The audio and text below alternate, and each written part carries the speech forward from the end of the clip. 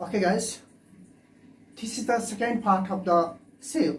Now here we see that how the discovery was made about the cell. It means the discovery of cell. Now today we are going to learn about discovery of the cells. How cells were discovered.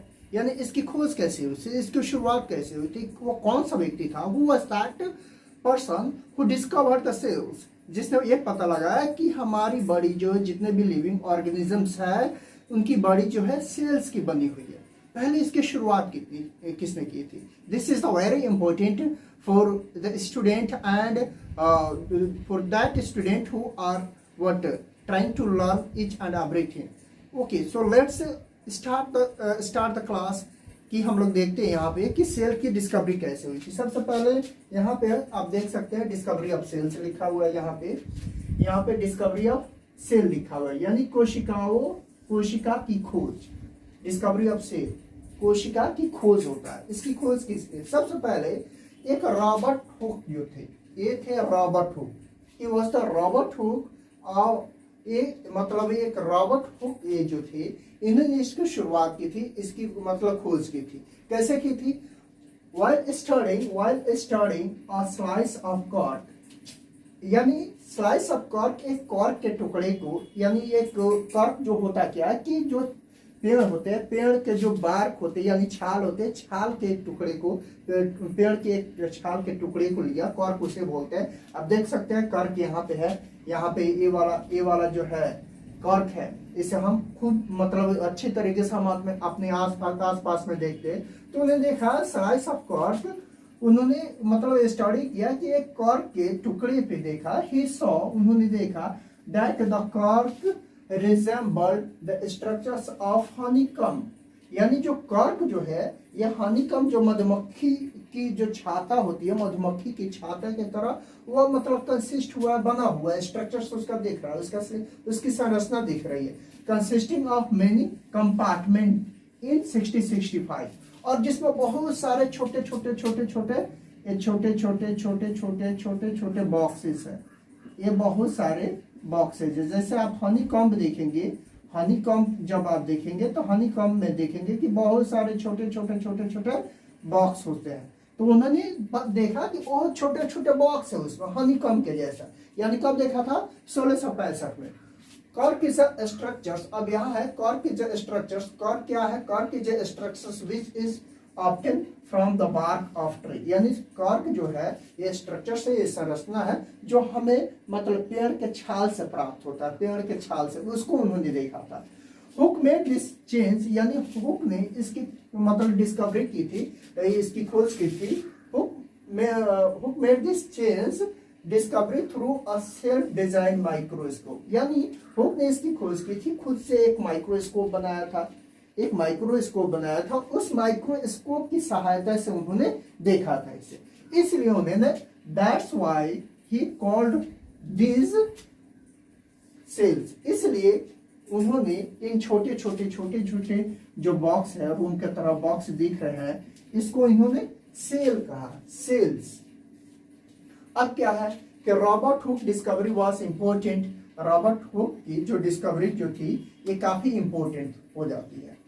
ये Robert Hooke की discovery जो थी ये काफी important हो जाती है, because क्योंकि इट इंडिकेटेड, क्योंकि ये दर्शाता है, फॉर द फर्स्ट टाइम्स, ये पहली बार दर्शाया गया था कि that living organisms are consisted of a number of smaller structures of unit, यानी जो लिविंग जितने भी ऑर्गेनिजम्स है ये छोटे सेल्स के जैसे जो होते हैं, बहुत सारे छोटे यूनिट्स होते हैं, और इन छोटे यूनिट से हम उनकी लिविंग ऑर्गेनिज्म की बॉडी तैयार हुई है। जैसे ये है, ये सारे हैं, यहाँ पे आप देख सकते हैं छोटे बॉक्सेस है, ऐसे ही उन्होंने देखा था, इसलिए उन्होंने इसे सेल का नाम दिया था। अब सेल का होता क्या? सेल ही नाम क्यों उन्होंने दिया?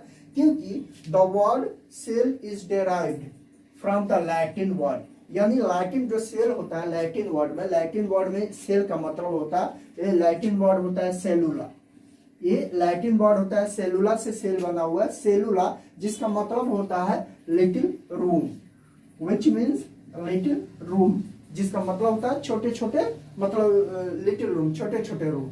अब इसके बाद से हम लोग देखते हैं Robert Hooke Robert Hooke published his discovery, यानी उन्होंने अपनी खोज को पहली बार पब्लिश किया था, प्रकाशित किया था, फर्स्ट इन अ बुक। उन्होंने एक किताब में मतलब पब्लिश किया था 1665 में, 1665, जिसका नाम था माइक्रोग्राफिया। जिसका नाम क्या था?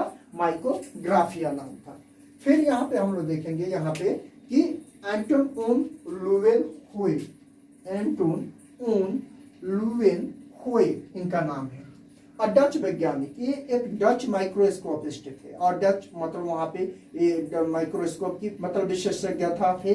इन्होंने एक लेंस जो माइक्रोस्कोप था उस लेंस को मॉडर्न मतलब और इम्प्रूव किया और उसको हाई क्वालिटी का बनाया। अ Dutch microscopist made an improved microscope, यानी उससे भी जो रॉबर्ट हुक की जो माइक्रोस्कोप थी उससे भी इन्होंने बेहतर माइक्रोस्कोप बनाई, इसकी लेंस को काफी मतलब इम्प्रूव किया। और एंड यूजिंग दिस माइक्रोस्कोप, यानी और उस माइक्रोस्कोप को मतलब यूज करते हुए he discovered free living cells. उन्होंने डिस्कवर किया फ्री लिविंग यानी स्वतंत्र कोशिकाओं का उन्होंने देखा कि बहुत सारे स्वतंत्र कोशिकाएं पाई जाती है, जैसे protozoa, bacteria, protozoa, bacteria, etc, ऐसे बहुत सारे उन्होंने फ्री लिविंग सेल को देखा। इन पॉन्ड्स, कहाँ देखा था? पॉन्ड्स वाटर, यानी तालाब के पानी में, फॉर द फर्स्ट टाइम्स 1674। और इन्होंने कब देखा था इसको? 1674 में पहली बार देखा था। इन 1678 और 1678 में इन्होंने ही डिस्कवर्ड स्पर्म सेल्स। उन्होंने स्पर्म सेल्स यानी स्पर्म जो सेल्स होते हैं, स्पर्म कोशिकाएं जो होती है, उन्होंने इसे देखा। कहाँ उन्होंने देखा? मतलब किसमें देखा? ह्यूमंस में, मानव में भी इसमें स्पर्म सेल्स होते हैं, फिर डॉग्स में होते हैं, रैबिट्स में होते हैं, फ्रॉग्स में होते हैं, फिश में एंड इंसेक्ट्स में। यानी कि हमारी जो निर्माण होती है जितने भी मतलब डॉग्स है, ह्यूमंस है, रैबिट्स है, यानी हम लोग का जब निर्माण होता है, जब क्रिएशंस माँ के गर्भ में शुरू होता है, यूट्रस में जब शुरू होता है, तो ह्यूमन का जो होता है, मेल का उसमें क्या स्पर्म्स जाता है, स्पर्म सेल्स, और फीमेल का जो होता है एग्स होता है, और इन दोनों को मिलने से जायगोट बनता है, और जायगोट से फिर हमारा एक मतलब न्यू इंडिविजुअल्स का क्रिएशन शुरू होता है। ओके, चलिए आगे देखते हैं फिर हम लोग। ओके, नेक्स्ट जो वैज्ञानिक जो थे, जो साइंटिस्ट जो थे, नेक्स्ट जो साइंटिस्ट जो थे वो थे रॉबर्ट ब्राउन। इनका नाम था Robert brown. However, Hook had seen the thickened wall of the seal and not the substance contained within these walls। यानी जो हुक जो थे, रॉबर्ट हुक जो थे, उन्होंने केवल पतले वॉल्स को ही मतलब सेल के वॉल को ही देखा था। उसमें ये नहीं देखा था कि सेल के जो अंदर है, सेल के अंदर और कौन कौन से तत्व पाए जाते हैं और कौन कौन से सब्सटेंस उसमें पाए जाते हैं। उन्होंने केवल सेल को ही ढूंढा था। बट इन 1831, लेकिन 1831 में अब स्कॉटिश बॉटनिस्ट यानी जो रॉबर्ट ब्राउन जो थे, ये स्कॉटलैंड के जो थे और बॉटनिस्ट वैज्ञानिक थे, ये बॉटनिस्ट विशेषज्ञ थे। रॉबर्ट ब्राउन 1773 to 1858 यानी 1773 से 1858 तक के रहे थे। डिस्कवर्ड सब्सटेंस, उन्होंने सेल के अंदर एक सब्सटेंस देखा, उन्होंने खोजा और उसका नाम रखा न्यूक्लियस। यानी जितने भी लिविंग ऑर्गेनिजम्स है वो सब में सेल पाए जाते हैं और सब में न्यूक्लियस पाया जाता है। इन प्लांट सेल्स, और इन्होंने किस में देखा था? एक प्लांट सेल्स में, और इसका नाम दिया था न्यूक्लियस। सेकेंड जो थे J.E. पुरकिंजे, जो J.E. पुरकिंजे थे, J.E. पुरकिंजे जो थे ये 1787 से 1869 तक रहे थे। एंड एनिमल फिजियोलॉजिस्ट, और ये जानवरों का विशेषज्ञ थे। इन 1839 और 1839 में गेव द टर्म प्रोटोप्लाज्म, इन्होंने प्रोटोप्लाज्म की खोज की। सेल के अंदर protoplasm for the living fluid substance present inside the cell, जो तरल पदार्थ होता है, यानी जिसे हिंदी में जीवद्रव्य बोला जाता है, यानी फ्लूइड होता है। फ्लूइड मतलब तरल पदार्थ होता है जो सेल के अंदर पाया जाता है, और उसी में और सारे जो इसके पार्ट्स होते हैं सेल के, उसी में रहते हैं। फिर यहाँ पे हैकल वैज्ञानिक जो थे, इन 1866 यानी 1866 में he established that the nucleus was responsible for storing and transmitting hereditary characters। और इन्होंने ये साबित किए, इन्होंने ये खोज निकाला कि न्यूक्लियस जो है सारी जितने भी हेरेडिटरी यानी वंशानुगत जो विशेषताएं होती है, वंशानुगत जो विशेषताएं होती है, जो कैरेक्टर्स होते हैं, वो न्यूक्लियस के वजह से ही एक मतलब एक से दूसरे में, दूसरे से तीसरे में ये ऐसा ट्रांसमिट होते जाता है। यानी वंशानुगत यानी उनके बेटे जो है, उनके बेटे में फिर उनके बेटे का पाया जाएगा। जैसे मेरे जो पापा है, मेरे पापा का जो मतलब कैरेक्टरिस्टिक्स होगा, कुछ विशेषताएं होगी, कुछ मुझे पाए जाएंगे। मेरे जो मतलब डॉटर या सन होंगी, उनमें मेरी कुछ विशेषताएं पाई जाएगी। ये सारा का सारा न्यूक्लियस की वजह से होता है। यानी न्यूक्लियस ही जिम्मेदार होता है हेरेडिटरी कैरेक्टर्स को ट्रांसमिट करने का। फिर यहाँ पे अब हम देखते हैं सेल थ्योरी।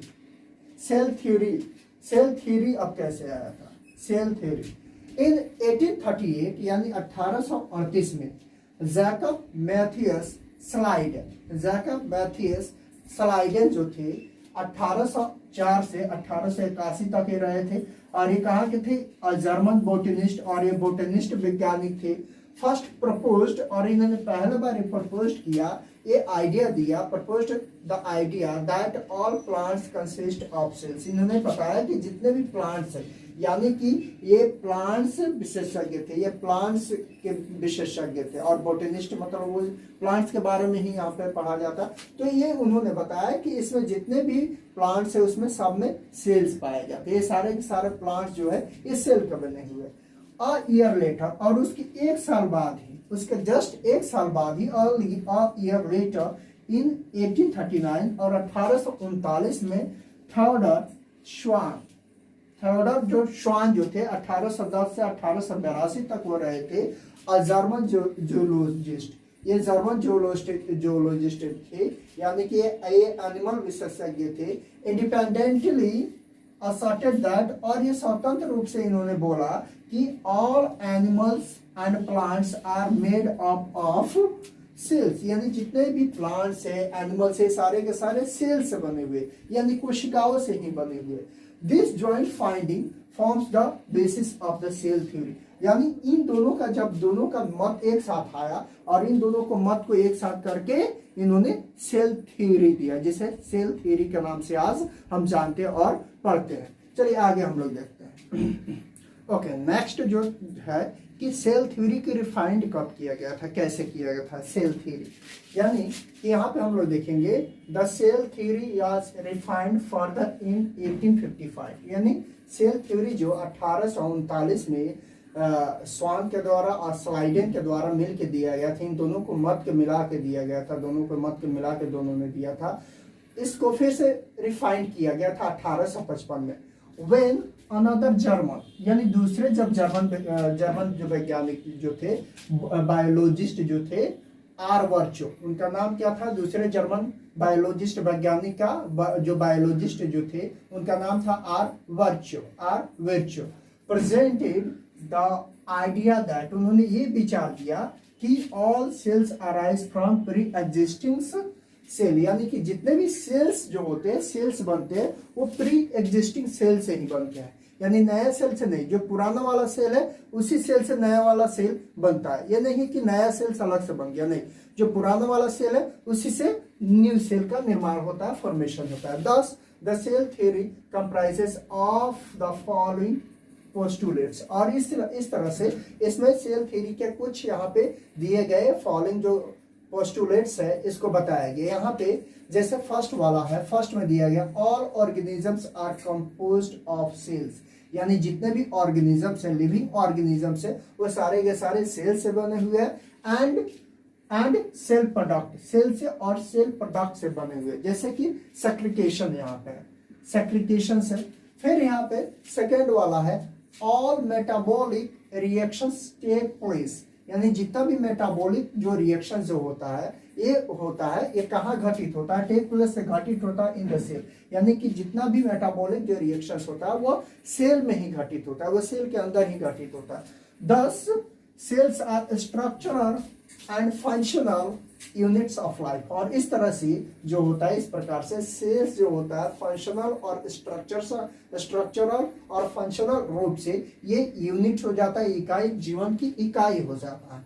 फिर यहाँ पे थर्ड है all cells arise from pre existing cells. जैसे कि हम पहले ही देख चुके हैं कि जितने भी सेल्स होते हैं वो पुराने सेल से ही नए सेल बनते हैं ओनली, यानी केवल पुराने जो सेल है उन्हीं से नए सेल का निर्माण होता है। No cells can originate spontaneously और न्यू, यानी कोई भी सेल जो होता है अपने से न्यू सेल नहीं बनता है, यानी वो नई सेल नहीं बनता है, वो नया नहीं बनता, but comes into being only by the division of already existing cells। और ये बनता है कि जो सेल्स होते हैं उन्हीं के डिवीजन से। जैसे कि यहाँ पे ये सेल्स है, ये सेल्स है, ये सेल्स है, ये सेल्स है, इसमें न्यूक्लियस पाया जाता है। जैसे कि हम यहाँ पे अगर बात करें अमीबा की कोई स्ट्रक्चर्स नहीं होता है, यहाँ पे कोई भी स्ट्रक्चर्स हम ले ले यहाँ पे इस तरह से, और इसमें न्यूक्लियस जो पाया जाता है ये न्यूक्लियस का ही डिवीजन हो जाता है। यहाँ आएगा तो यही न्यूक्लियस जब बढ़ जाएगा दो में, ये सिंगल सेल है। अमीबा क्या है? Single cell. तो ये जब डिवीजन हो जाएगा तो यही डिवीजन होके एक अमीबा यहाँ पे बन गया, एक यहाँ पे आके फिर बन गया एक न्यूक्लियस, और एक अमीबा जो है यहाँ पे आके ये ऐसे करके यहाँ पे बन गया, यहाँ पे इस तरह से डिवीजन। तो इसी तरह के सेल में भी डिवीजन होता है और सेल के डिवीजन से ही वो आगे न्यू सेल्स बनते जाते हैं। Every organisms starts its life as a single cell, यानी जितने भी लिविंग ऑर्गेनिजम्स है और जितने भी ऑर्गेनिजम्स है और लिविंग ऑर्गेनिजम्स है वो सारे के सारे उनकी जीवन की शुरुआत जो होती है, उनकी जीवन की शुरुआत होती है एक सिंगल सेल से, मात्र एक सिंगल सेल से उनकी जीवन की शुरुआत होती है। Viruses are the an exception to the cell theory, और सेल थ्योरी में वायरस जो है ये एक एक्सेप्शन में आता है, अपवाद में आता है कि ये सिंगल सेल से बने हुए होते हैं। ठीक है, ये एग्जांपल्स में। तो स्टूडेंट्स आज जो था ये डिस्कवरी ऑफ सेल हम देख रहे थे, फिर आगे हम लोग पढ़ेंगे। मैं just I would like to say one thing, मैं यहाँ पे एक चीज़ आप लोग से जस्ट रिक्वेस्ट करना चाहूँगा कि अभी तक आपने अगर चैनल को सब्सक्राइब नहीं किया तो प्लीज़ सब्सक्राइब कर दे चैनल को, लाइक कर दे वीडियो को, और अच्छा लग रहा है तो शेयर भी कर दे वीडियो को, ज़्यादा से ज़्यादा सपोर्ट करें ताकि इस चैनल को आपका सपोर्ट मिलता जाए और ये स्ट्रॉन्ग होता जाए दिन प्रतिदिन। चलिए दोस्तों, चलिए फ्रेंड्स, स्टूडेंट्स, बस आज का क्लास यहीं तक है। जय हिंद।